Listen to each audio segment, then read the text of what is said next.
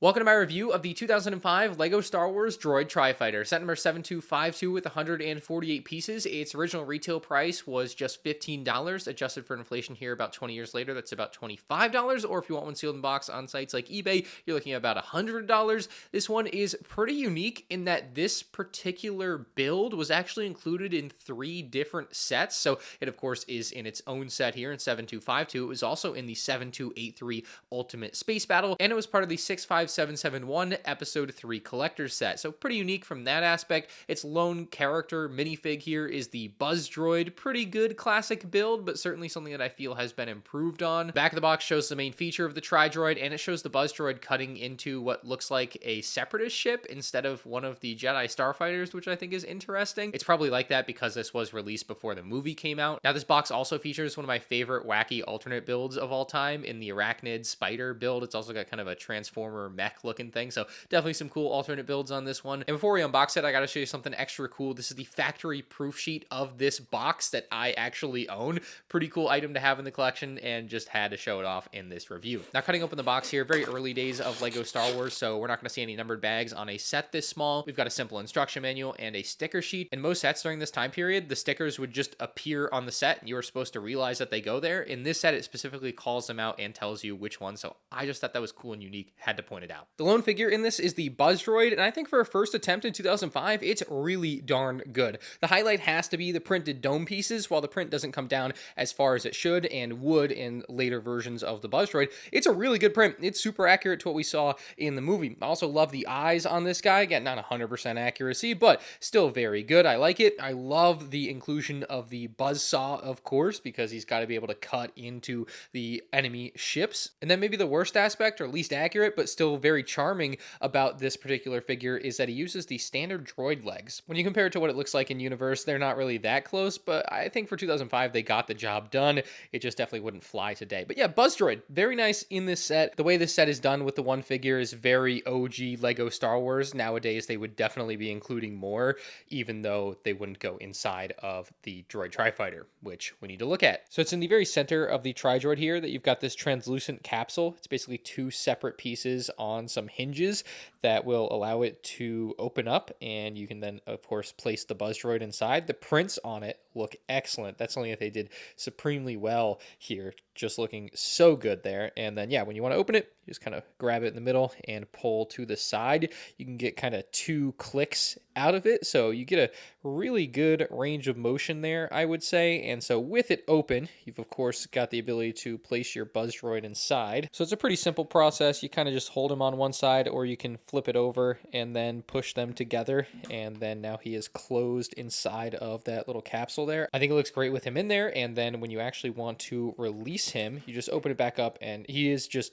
by virtue going to fall right out. But I do think that works. Like, as you're flying, you can just literally drop the Buzz Droid onto the enemy, or you can literally pull him out yourself and then have him fly at that enemy ship. So I think the whole Buzz Droid feature works really well, and I just love that they were able to print those pieces so nicely. One of the other big highlight details to me are the eyes on this guy. You've got these translucent red pieces that represent the Buzz Droid's eyes, and there's something that can be a little bit annoying, like they can get moved out of their proper spot and then it's not very symmetrical looking.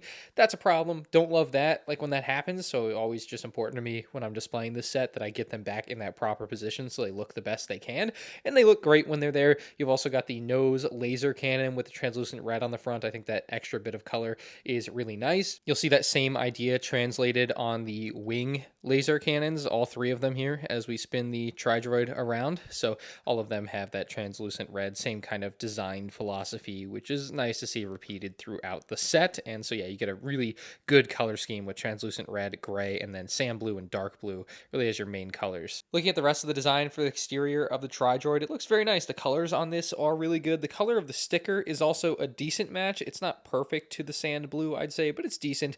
You've got some nice variants in the sticker designs as well. Kind of each one is unique across that particular beam. You can see some more stickers there, and then the other side of the Tri-Droid also covered in stickers. What I find interesting is they've got all these stickers, and then they still printed these 1x2s. I don't know why they printed the 1x2s and didn't use stickers for them when they use stickers for everything else. Like, it seems kind of silly to me. Anyway, it can't be a bad thing that one piece is higher quality, but it definitely is odd that they didn't go ahead and print the rest of the tiles if they were going to print this one, or vice versa. Looking at the bottom of the Tri-Droid, there are no stickers at all, and when I was younger and had this set, I thought that was odd. Obviously, now I kind of really realize that this definitely is the top and correct orientation, but I used to think you could just like spin it in any way and it really didn't matter, and then you'd have like these sides that literally had no stickers and it looked awkward. So yeah, when you have it displayed like this, it's completely normal. It's just a bit weird just given the design of the set. Now, the very back, probably my favorite aspect of the build, just really all time in Lego Star Wars. I always loved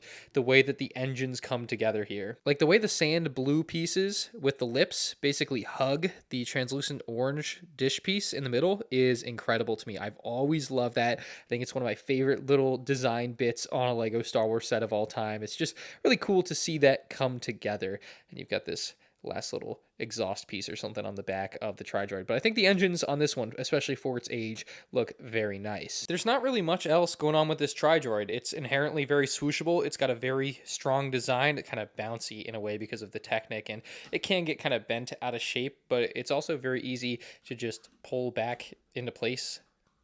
So, you know, you're not going to have too many huge issues with this one breaking, even if you drop it. It's really sturdy for its age, honestly. Like, one piece broke, but you fix that and you're good to go. So this one did very well for me as a kid, and certainly still as an adult. I absolutely adore it. I don't think this is one that, unless you have a huge nostalgic attachment to, you should be jumping out of your way to go and buy. Like, it's good, it's nice, but it's not an all-time great, you know? So if you're gonna buy a classic 2005 Lego Star Wars set, this is one of the cheaper ones. So it is more affordable than, say, a Turbo Tank or Wookiee Catamaran or the Ultimate Space Battle set. So I can see that making sense. If you're just looking for something from 2005 nowadays, this could be a good buy there. But as far as like a set that's iconic, I don't think this quite meets that to me. But let me know what you think about it in the comments section below. Maybe I'm off base there. If you guys enjoyed, hit the like button. If you're new to the channel, make sure you subscribe, and you can check out more 2005 Lego Star Wars set reviews on the end screen now.